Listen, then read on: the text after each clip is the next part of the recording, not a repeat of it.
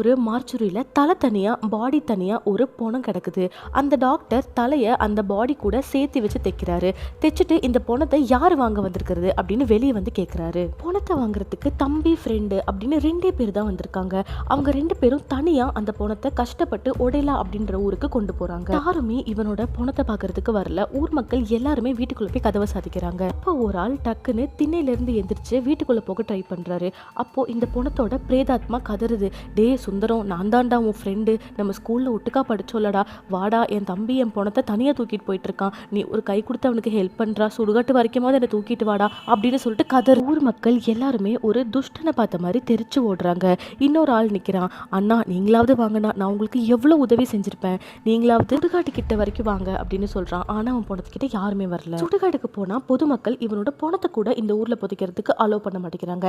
அந்த அளவுக்கு இவன் என்ன பண்ணியிருப்பான் அப்படின்னு உங்களுக்கு தெரிஞ்சா கமெண்ட் செக்ஷன்ல கமெண்ட் பண்ணுங்க.